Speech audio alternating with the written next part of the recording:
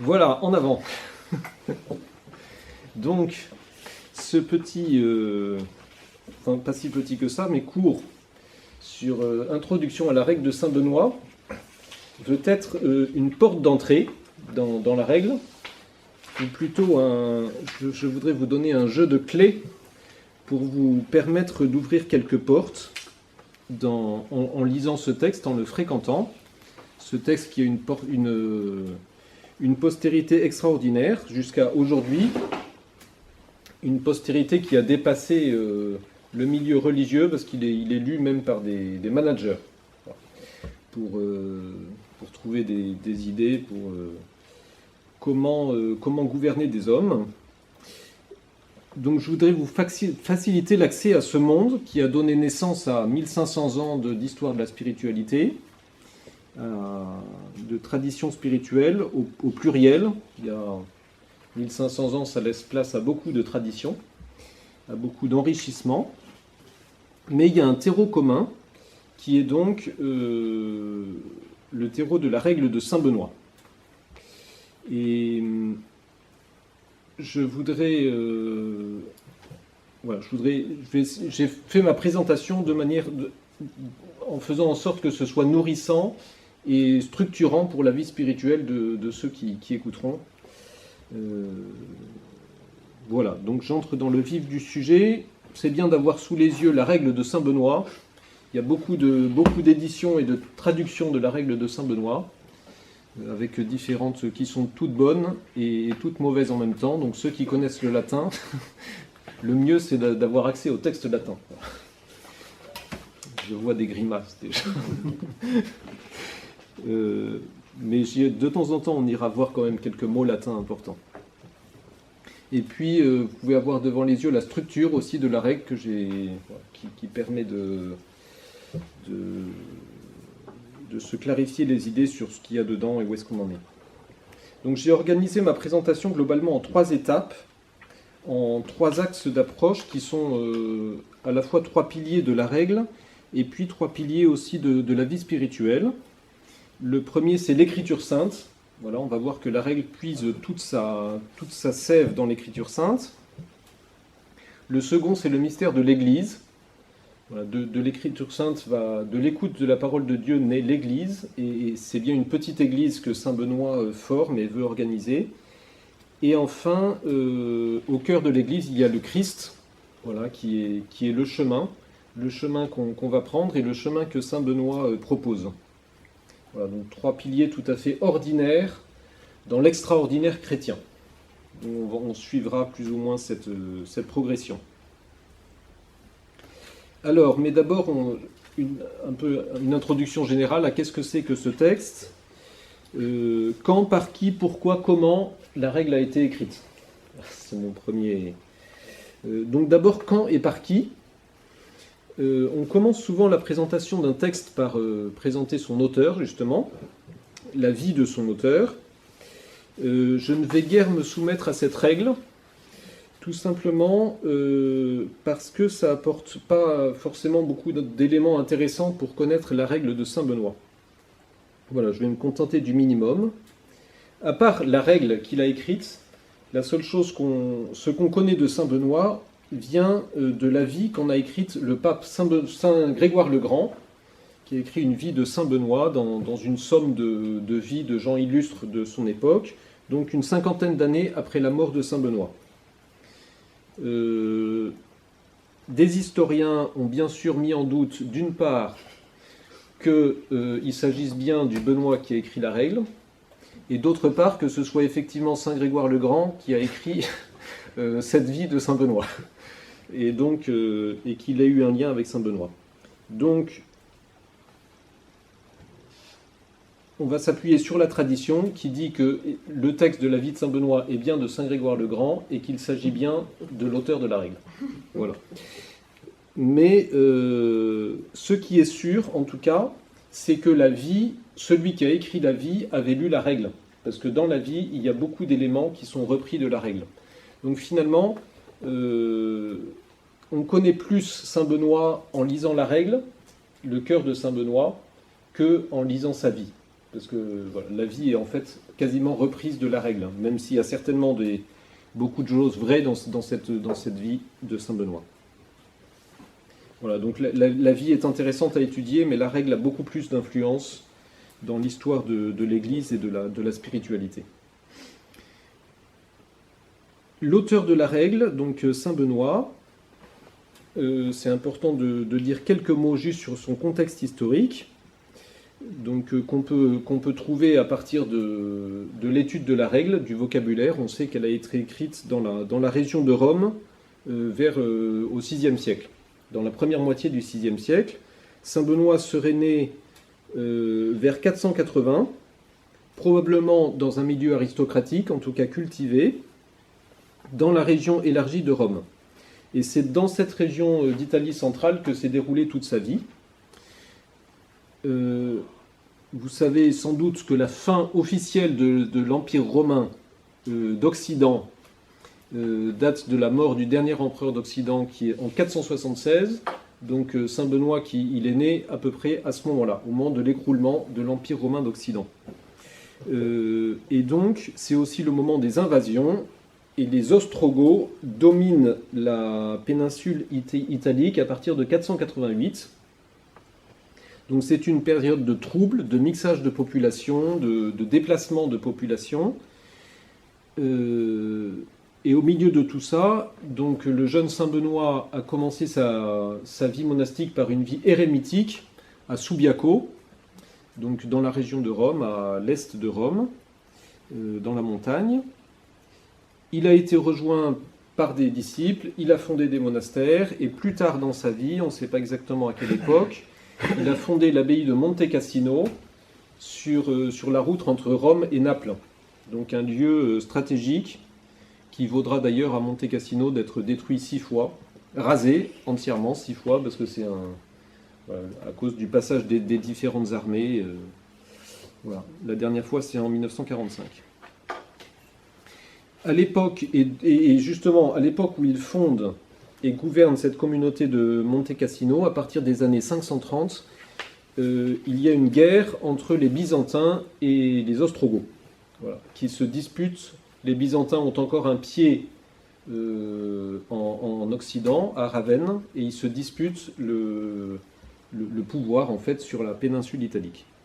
Donc saint Benoît a vécu en contexte très troublé, en contexte de guerre. Ça se sent dans sa règle. À propos du contexte chrétien, ça c'est le contexte politique, 2 remarques à propos du contexte chrétien qui sont importantes. D'abord, sur l'aspect proprement monastique, la vie monastique existait déjà depuis longtemps en Occident, quand a vécu saint Benoît, donc ce n'est pas un inventeur. On l'appelle père des moines d'Occident parce qu'il a écrit cette règle qui a eu une grande postérité, mais il n'en est pas l'inventeur. La vie monastique a commencé par 2 biais. D'une part, la vie de saint Antoine le Grand, donc on appelle pour le coup le père des moines, qui a vécu en Égypte à la fin du IIIe siècle et au début du IVe. Sa vie a été écrite juste après sa mort en 357 par saint Athanase, évêque d'Alexandrie, et cette vie a été traduite quasiment simultanément en latin. Et comme saint Athanase a été exilé pour des raisons politico-religieuses en Occident, à Trèves, il a apporté avec lui la règle, il s'est fait connaître, et la vie d'Antoine le Grand a connu un grand succès très rapide en Occident à partir de la deuxième moitié du IVe siècle. Et puis ensuite, en Gaule, justement à cette deuxième moitié du IVe siècle, c'est le temps de la vie de saint Martin, dont la vie a été écrite par Sulpice Sévère, et c'était un peu la vie de saint Martin par Sulpice Sévère est une espèce de contrepoint de la vie de saint Antoine par Athanase, pour montrer que nous aussi en Occident, on a des héros de la foi, voilà, qui font des miracles aussi grands, etc. Il y avait aussi en Gaule, à part Saint-Martin, un certain moine breton du nom de Pélage, qui a laissé la trace dans l'histoire de la spiritualité avec le pélagianisme. Donc Pélage qui était un moine plein d'ardeur, mais qui avait tendance à oublier un peu que tout vient de la grâce de Dieu. Voilà. Donc Saint Augustin notamment a rappelé à lui et puis à ses disciples la primauté de la grâce de Dieu sur nos efforts ascétiques. Et après, dans le sud de la France, il y avait 2 foyers monastiques très importants, les îles de l'Érins, qui ont été colonisées assez tôt par des moines, et puis un certain Jean Cassien, Saint Jean Cassien, qui a été le premier théoricien de la vie spirituelle en langue latine.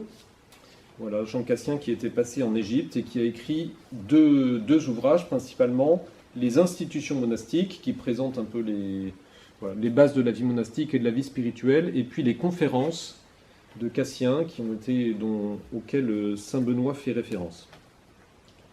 Voilà, les 2 traités quasiment de vie spirituelle, les 2 premiers traités en langue latine, on pourrait dire.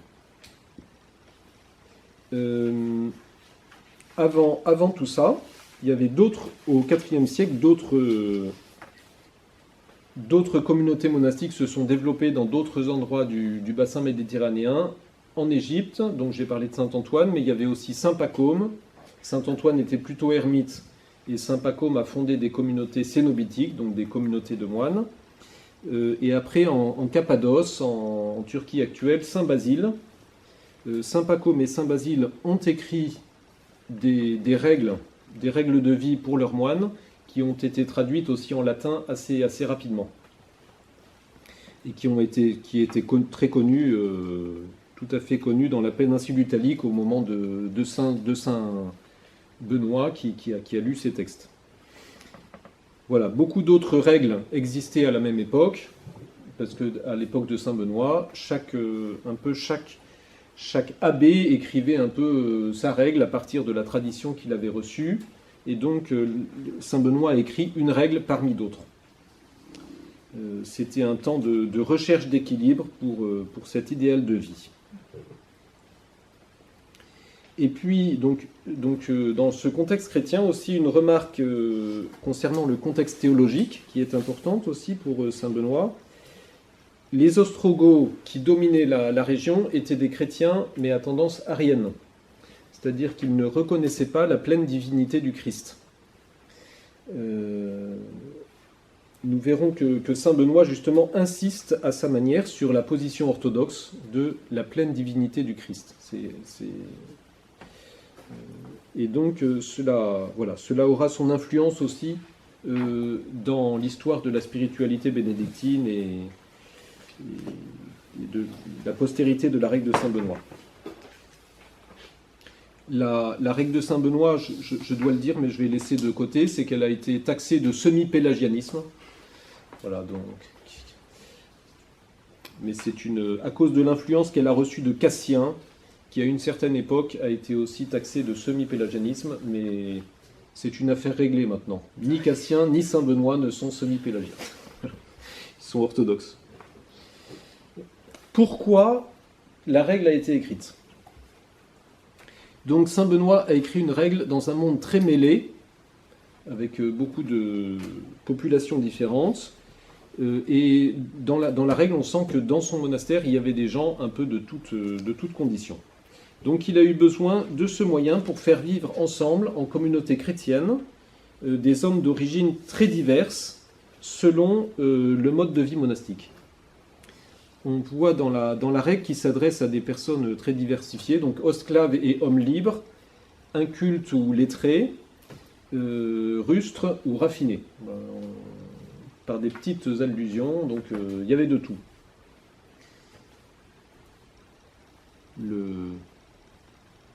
Vraiment de tout. Et dans sa vie, justement, on voit aussi qu'il y a tout ce genre de personnages. Il n'y avait pas de règle officiellement approuvée par les moines à cette époque, et donc chaque abbé interprétait la tradition pour sa communauté et faisait sienne des règles qui existaient avant. Donc il faisait un mixte. Alors comment maintenant est-ce que Saint Benoît a écrit ? D'abord, on pourrait dire comme un chrétien, c'est avant tout la méditation de l'Écriture sainte, commentée par les pères. C'est ça son premier but, hein, c'est de puiser sa sève dans l'Évangile. C'est ça qu'il veut faire vivre. Ensuite, la deuxième source, c'est la vie monastique telle qu'elle était vécue alors. Il a utilisé les sources qui existaient précédemment à toutes ces règles dont j'ai parlé, avec une influence notable d'une règle qu'on appelle la règle du maître. C'est un texte qui est 3 ou 4 fois plus long que la règle de Saint Benoît. On l'appelle la règle du maître parce qu'elle elle est sous forme de questions-réponses. Le disciple pose une question et le maître répond. Alors ça fait une ambiance tout à fait particulière, très, très descendante. On pourrait dire voilà, il y a un peu l'oracle qui tombe de haut. Saint Benoît a complètement changé le style. Il a non seulement beaucoup raccourci, il a changé le style d'exposition, et puis il a changé le style de vie communautaire aussi. Mais c'est très important d'avoir ces deux textes parce qu'on peut justement les comparer. Et puis après, donc, il a commencé avec cette règle dite du maître, qui reçoit beaucoup de Jean Cassien, dont j'ai parlé tout à l'heure. Il s'est appuyé aussi sur la règle de Saint Basile, et puis dans un second temps, il a connu la règle de Saint Augustin, donc qui date du début du 5e siècle, disons, que Saint Augustin a écrite pour la petite communauté qu'il avait dans son évêché. Et ça a beaucoup influencé Saint Benoît, on le verra aussi au cours des exposés.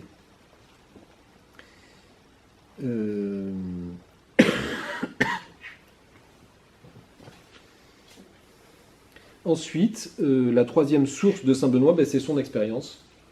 Il vivait la vie monastique. Il a commencé avec, un peu, non pas à zéro parce qu'il avait ses règles à sa disposition, mais au fil de son expérience, on voit qu'il a enrichi sa propre règle. Donc, en étudiant de très près le texte, on voit qu'il y a au moins 2 rédactions, voire 3 rédactions. Certains disent qu'il y aurait eu des petits ajouts, même par un autre auteur après sa mort. Donc, trois sources, des textes écrits, la tradition vécue, et puis l'expérience personnelle. Voilà, donc la règle, elle doit être interprétée dans tout ce contexte, comme une part d'un contexte. Je ne vais pas vous emmener sur ce terrain, mais derrière mes exposés, le contexte est là. Voilà. C'est très intéressant de voir ce contexte des débuts du monachisme, et c'est un monde. Voilà pour l'écriture de la règle. Ensuite, pour continuer cette présentation générale, quel type de contenu dans la règle, qu'est-ce qu'on y trouve et qu'est-ce qu'on n'y trouve pas? Évidemment, si Saint Benoît avait disons que son modèle de départ était 3-4 fois plus long que sa règle, s'il a enlevé beaucoup de choses, c'est qu'il y a des choses, il s'est dit, il n'y a pas besoin de les mettre dans une règle. Donc de tout ce que je viens de dire, on peut tirer 3 conclusions très importantes pour Saint Benoît et aussi pour tous ses fils. La première, c'est la Sainte Écriture avant tout. Alors ça va être notre premier point, d'aller à la recherche de la Sainte Écriture dans la règle. Elle est absolument vitale et c'est vraiment le terreau. La vie monastique et n'importe quelle vie chrétienne, n'importe quelle vie religieuse n'a jamais voulu être qu'une mise en pratique de la parole de Dieu et rien d'autre. Et ça, c'est très important pour la spiritualité, d'aller puiser sa nourriture spirituelle dans la parole de Dieu. La deuxième chose, c'est que Benoît ne prétend pas à l'originalité. C'est pas quelqu'un qui s'est mis à sa table un jour, qui s'est dit « Tiens, je vais écrire une règle ». Voilà, tout seul dans son salon au coin du feu, et puis je vais écrire une règle pour que des gens puissent vivre ensemble. C'est pas ça qui s'est passé. C'est même le contraire qui s'est passé. Il a commencé à vivre avec des gens, et puis il a cherché qu'est-ce qui existait pour faire ça, et il a enrichi avec son expérience. Voilà, donc il a compilé il renvoie explicitement aux autres dans sa règle, aux autres pères selon la tradition monastique. Mais c'est un compilateur de génie. Il n'y a pas grand-chose qui les... Enfin, ici, il y a des... Voilà. L'intérêt de la règle est dans sa compilation.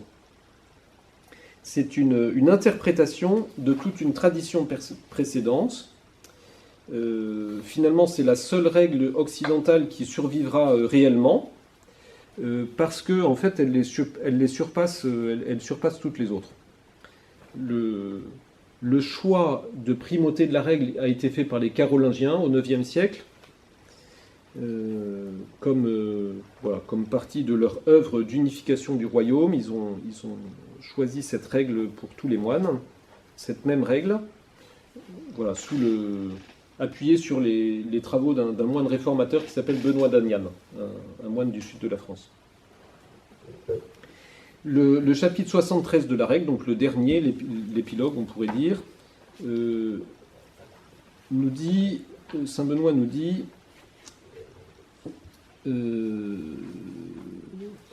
voilà, nous avons écrit cette règle pour qu'en l'observant dans les monastères, nous fassions preuve d'une certaine honnêteté de mœurs et d'un commencement de réforme de vie. Voilà, donc c'est une petite règle pour débutants.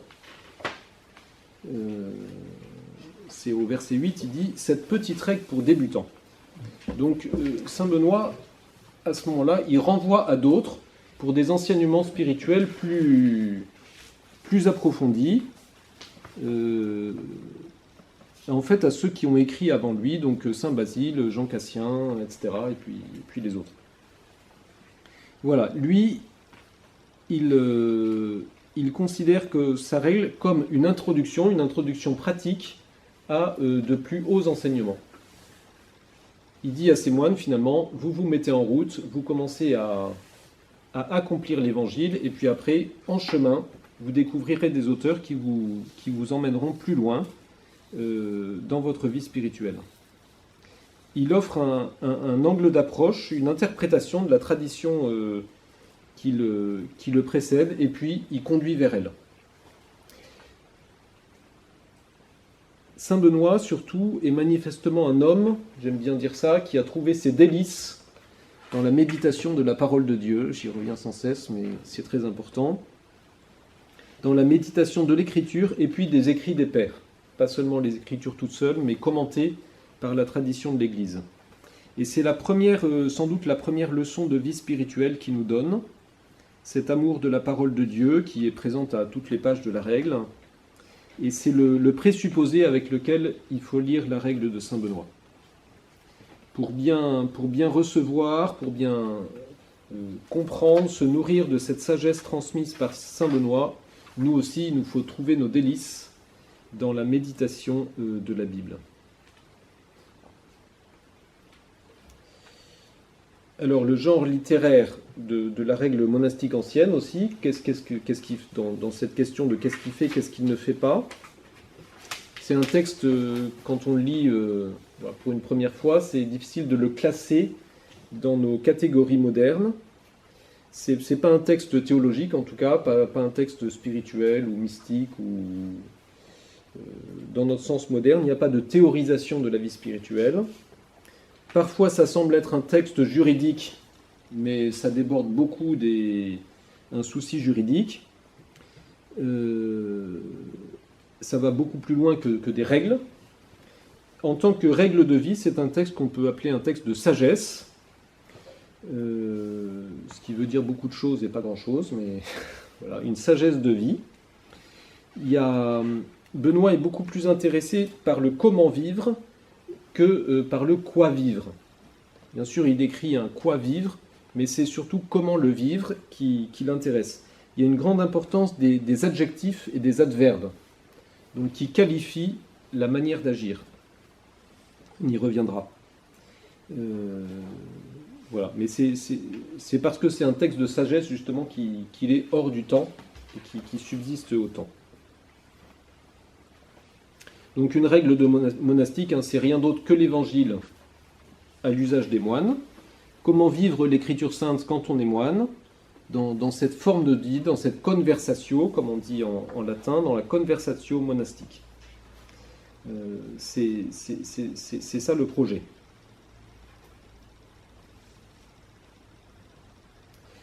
Ensuite, un petit regard sur la structure de la règle. Donc vous avez votre feuille que moi j'ai pas sous les yeux, mais c'est pas grave.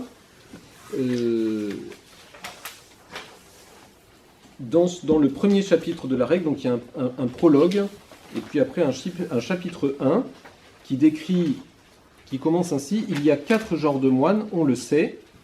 Le premier est celui des cénobites, qui militent dans un monastère sous une règle et un abbé. Et il nous dit à la fin, venons-en à légiférer pour la race très forte des cénobites. Voilà. Donc c'est le programme que se donne Saint Benoît, c'est de légiférer pour des moines qui vivent en communauté. C'est une vie réglée pour être communautaire. Alors dans la règle, il n'y a pas une structure qui est définie de manière sûre et qui remporte l'avis des spécialistes, ce qui serait un miracle. Donc, mais bon, il y a quand même des grandes parties qu'on peut discerner, des grands ensembles. Donc je vous invite à lire le tableau de la droite vers la gauche. Les plus grands ensembles sont vers la droite, avec quelques remarques générales. Donc quelquefois il change l'ordre de la règle du maître, ou alors il rajoute des choses. Donc il y a des chapitres qui sont propres à Saint Benoît, non seulement des bouts de texte qu'il a changés, mais des chapitres qu'il a rajoutés. Donc ça veut dire qu'il trouvait ça important, intéressant, et notamment tous les derniers chapitres de la règle, à partir de 67 par là, sont soit très retravaillés, soit complètement composés par Saint Benoît. Et puis, il y a des chapitres qu'il a changé de place, notamment la réglementation sur la prière, qui était plutôt vers la fin de la règle, et lui, il l'a ramené au début, donc plus proche du fondement. Et au début, en fait, il met ça à la base de l'organisation de la communauté. C'est loin d'être anodin. Voilà, donc il a imprimé sa logique à cette règle. Et ça, en fait, ça change beaucoup de choses.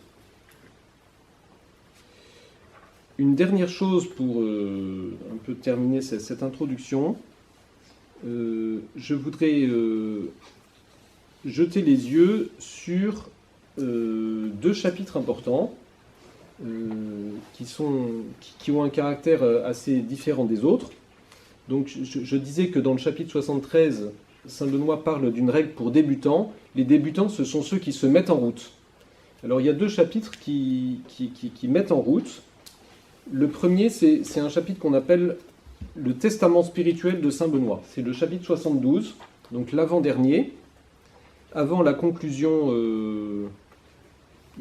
du texte, disons. Il fait un petit résumé avec ce chapitre qui parle du bon zèle que doivent avoir les moines. Voilà, qui commence ainsi. De même qu'il y a un zèle amer, mauvais, qui sépare de Dieu et mène à l'enfer, de même il y a un bon zèle qui sépare des vices et mène à Dieu et à la vie éternelle. Voilà, donc il y a un point de départ et puis on est mené vers quelque chose, en fait vers quelqu'un, vers Dieu et la vie éternelle. Et puis il y a la mauvaise voie aussi. Hein. Vous connaissez ces 2 voies de la Bible, du livre de Deutéronome et puis de l'Évangile. Une voie étroite et une voie large. Donc Saint Benoît va nous mener sur cette voie. Et puis après, il y a des espèces de phrases choc, des maximes, un certain nombre de maximes. Les moines exerceront ce zèle avec toute la ferveur de l'amour. Et puis, ils se préviendront d'égards les uns les autres, supporteront avec une extrême patience leurs infirmités physiques et morales, rivaliseront d'obéissance les uns aux autres, etc. Et il fait un espèce de résumé de l'essentiel de ce qu'il donne à vivre. Avec un très riche vocabulaire de l'amour, finalement. À la fin, il y a quasiment tous les mots latins qui disent l'amour qui sont présents dans ces 12 versets. Et puis beaucoup d'adjectifs et d'adverbes pour qualifier Donc des verbes, des mots qualifiant l'amour, et puis des adjectifs et des adverbes pour qualifier la manière de vivre cet amour fraternel, avec une sorte de mouvement de croissance. Donc c'est un texte qui est quasiment en lui-même une clé d'interprétation de tout le reste. C'est probablement quasiment un des derniers chapitres qu'il a dû écrire, c'est pour ça qu'on l'appelle le Testament spirituel. Voilà, avec un phénomène qui est très présent dans la règle qu'on appelle l'inclusion, c'est-à-dire un rappel entre le début et la fin du verset. C'est là où c'est intéressant d'avoir le latin. Voilà, le zèle amer qui sépare de Dieu et conduit à la vie, qui conduit à l'enfer, ou alors qui conduit à la vie éternelle. Ducit ad deum et ad vitam aeternam. Et puis le dernier mot de ce chapitre, c'est perducat. Donc c'est le même mot ducere, et puis perducere, là c'est per, ça va encore plus loin. Voilà. Un accomplissement dans la vie éternelle. Donc c'est bien cette idée de chemin qui est très présente dans la règle, et notamment dans un autre texte, qui est un autre texte clé qui donne beaucoup de saveur à la règle, c'est le prologue. Le prologue est un texte qui, dans la règle, a un style très particulier, parce qu'il a un style exhortatif, alors que la règle généralement expose plutôt, et là ça exhorte. On commence dès le début. « Écoute, mon fils, les instructions du maître, et prête l'oreille de ton cœur, accepte les conseils d'un vrai père, et suis-les effectivement. Ainsi tu reviendras », donc toujours cette idée de chemin, de parcourir un chemin spirituel, « tu reviendras par le travail de l'obéissance à celui dont a éloigné la paresse de la désobéissance. » Tout le parcours du chrétien et de la vie humaine est tracé là.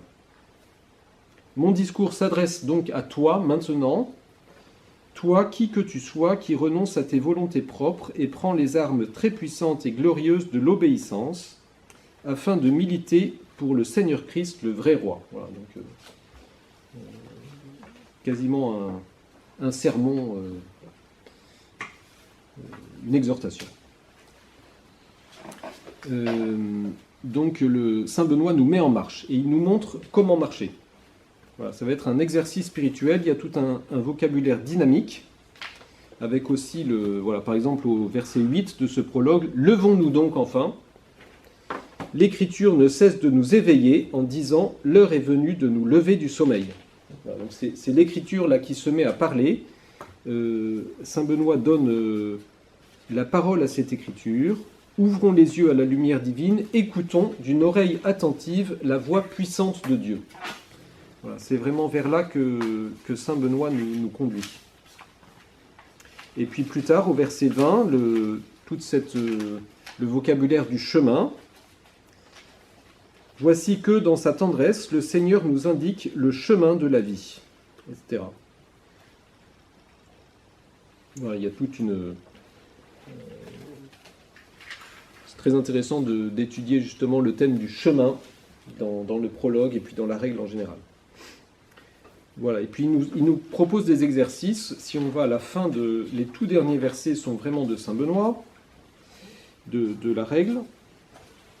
Donc verset 45, il reprend un texte de la règle du maître. Nous allons fonder une école du service du Seigneur. Et Saint Benoît commente.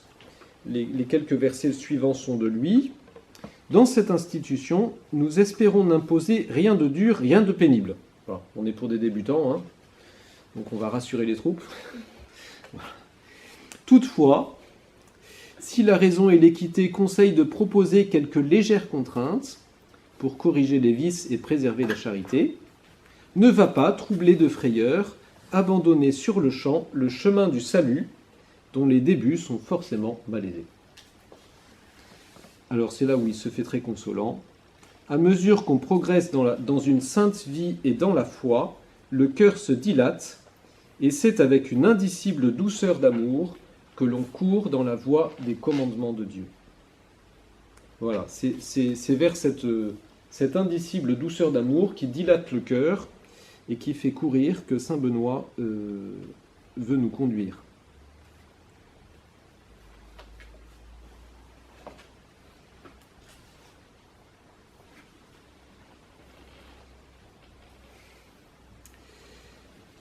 Et voilà, ça donnera, entre parenthèses, ça donnera naissance à toute une spiritualité du désir, justement, dont Saint Grégoire le Grand est un grand docteur, du désir de Dieu.